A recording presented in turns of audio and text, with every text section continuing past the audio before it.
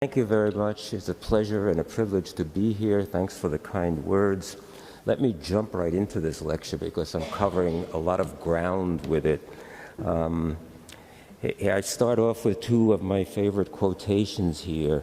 The first one from Nassim Taleb is indicating that it's when you change a system in some way or another, something can go wrong, and often the things that go most terribly wrong.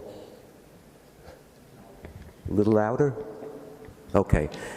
When you change institutions or you change policies, some things can go wrong, and some of the things that go most terribly wrong are things that we don't envision even going wrong, sort of sometimes called unknown unknowns, and this field is full of them. This is a kind of a talk that's a sort of an economist's apology, an apology why we can't come out with firm, crisp answers about how much to spend or what exactly to do in the case of climate change. Why is climate change economics so difficult and so controversial? In a way, this is mirroring the science. There's just huge amounts of uncertainty out there. We're unsure about what the outcomes are going to be, and the higher the carbon dioxide concentrations, the more unsure are we about what are the consequences. So, why is this more problematic than other applications?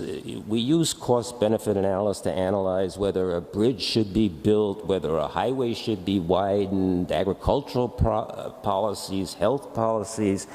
All right.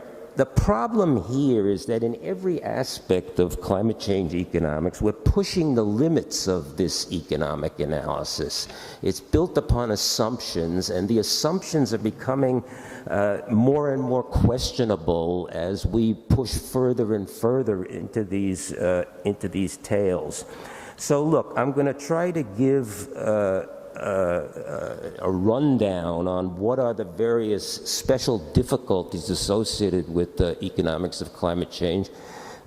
What we really want to know is how much should we be spending on abating carbon dioxide levels? A lot, a little, an intermediate amount? It's very difficult to say. So here's some aspects that make climate change especially difficult. The time element. In geological terms, what's happening is almost instantaneous. So it's happening very rapidly, which causes a lot of the uncertainty. But on human time scales, it's spreading across generations and centuries and even millennia.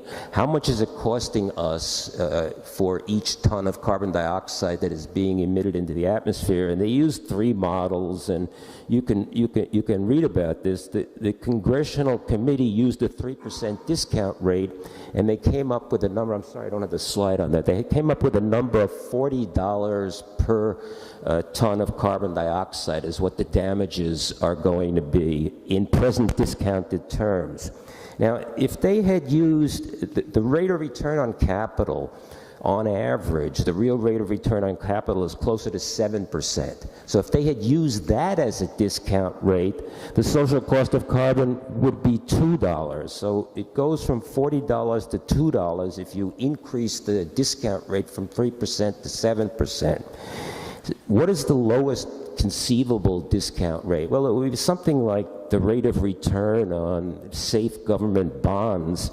And that's about 1% per year. If you use 1% per year, the social cost of carbon dioxide was $480. So it's $40 for 3%, $480 for 1%, and $2 for 7%. So you can see it's the nature of the problem that depending on what you use as a discount rate, you get a cost of carbon that's either very high or very low.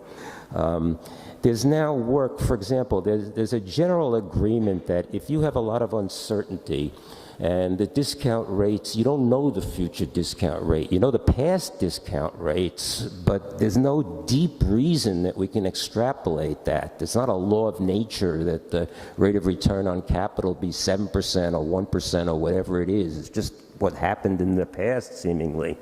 There's a lot of work that shows now that if you don't really know what the future, if you don't know what the future discount rate is, you're uncertain about that, that the schedule you actually use ought to be a family of declining discount rates that decline down to the lowest possible number. So about this there is some agreement, but it still leaves a lot of room.